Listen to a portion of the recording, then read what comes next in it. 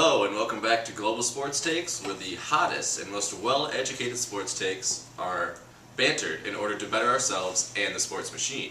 Today we'll be discussing concussions in the NFL regarding player safety, player rights, and the dangers of the sport of football as a whole.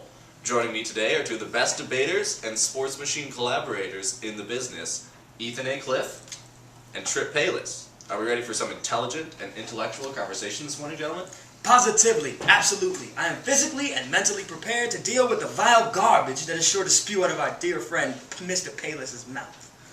Always nice to be on the show with such a kind and intellectual man like Ethan A. Alright, gentlemen, let's get right to the issues.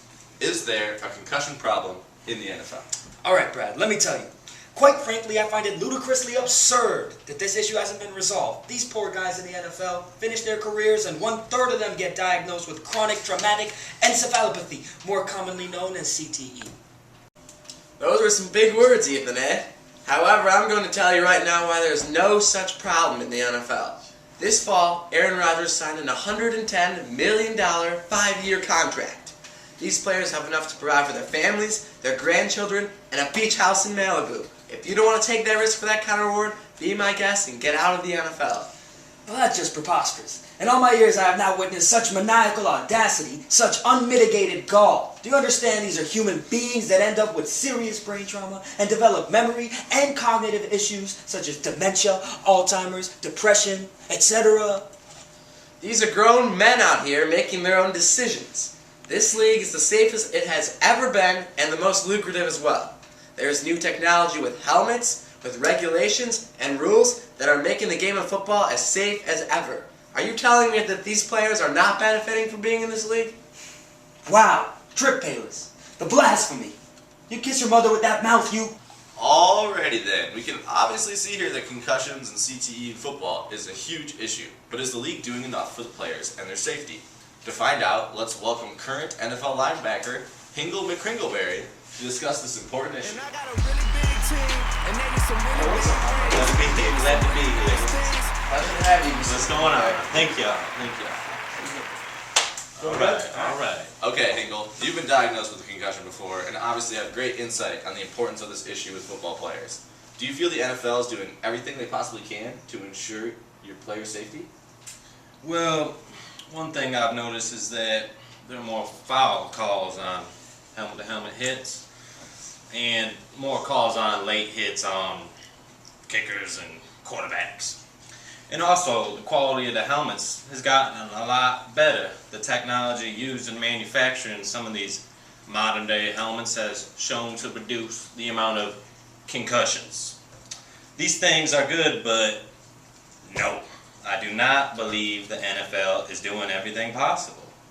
For example, they don't mandate that players wear the best helmets available. It's simply an option. And they want us to play longer seasons. Like, come on, I'm trying to get paid here. And they actively try to cover up whatever you mentioned earlier, the CTE effects on players. Would you ever consider retiring early due to the possible repercussions shown from CTE? And will you allow your children to play football? You know, good questions. Those are good questions. I love this game. My pockets stay fat. I know the risk. But I would not consider retiring early due to these injuries. As for my children, as for my offspring, as for my blood, as for my family name, I obviously don't want them hurt. But, you know, I have to respect what they want to do. If they think, if playing football makes them happy, I'm not going to be that dictator. I'm not going to be that parent. I'm not going to be that dude that says they can't play. Oh yeah, we feel you. You know, so We feel you. in essence, I wouldn't want them to play, but I'm going to respect their decisions. Well, it seems to me that Mr. McCringleberry did not seem fazed at all by this concussion problem.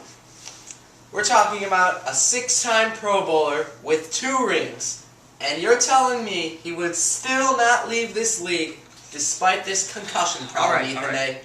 Mr. McCringleberry, with all due respect, I must disagree. You're 32 years old. It's about damn time you start thinking about life after football. Listen. I am aware of these injury problems, and I do believe they need to be fixed. But come on, y'all, this is how I make a living. I'm going to continue to play, and I'm going to continue to do me. I guess we can agree to disagree, guys. Alright, great points. Thank you, Mr. McCrinkleberry, for joining us. We can obviously see that this issue needs to be taken very seriously. To gain some perspective about the possible effects of CTE on NFL football players, let's watch the interview of Jet Larve and see how he deals with the after effects of playing football in his everyday life. I'm Tom Rinaldi, back here with Let Favre on an interview about CTE. So Let, thanks for taking time to speak with us in this interview. Thanks for having me. Why don't you start by telling us a little bit more about your career?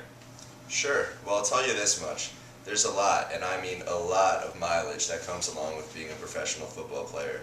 I started my professional career with the Atlanta Falcons being drafted in 1991 and spent the next 15 years playing with the Minnesota Vikings. Whoa, Jed, don't you mean the Green Bay Packers? Didn't you win a Super Bowl with them back in 1997? Are you sure? I could have sworn I've always been a Viking. Yeah, I'm positive. Didn't they also just retire your jersey a couple weeks ago? Let's take a look at one of the video clips of one of your finest moments as a Packer. Sure. Well, the boys round here don't listen to the Beatles run. Old Bo Cephas threw a jukebox needle at the honky-tonk where their boots stomp all night. What? That's right. Yeah, and what they call work a digging in the dirt. Gotta get it in the ground before the rain come down to get paid, to get the girl in your four-wheel drive. Yeah, the boys round here drinking that ice-cold beer, talking about girls, talking about trucks, running them red dirt roads out, kicking up dust. The boys round here sending up a prayer to the man upstairs.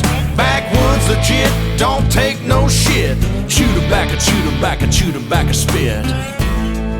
Oh, heck. Wow, that interview is very telling that Jet Larve has obviously had severe effects from playing the sport of football. Agreed. Definitely. All I know is that man's made a career out of playing the game that he loves. Alright guys, well thank you for joining me today. It's been another great episode of Global Sports Takes. I think we really furthered ourselves in talking about this very important issue of concussions in the NFL, and we'll see you guys next time.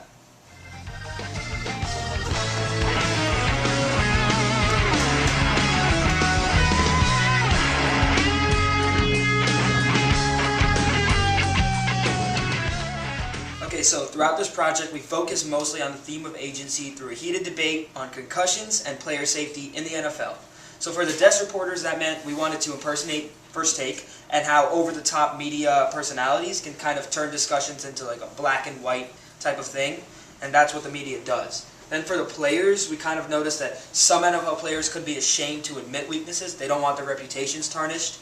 But they really do fear the consequences of being hit hard, and they may be dealing with symptoms of CTE or any other consequences. So that's just some things that we took away from it.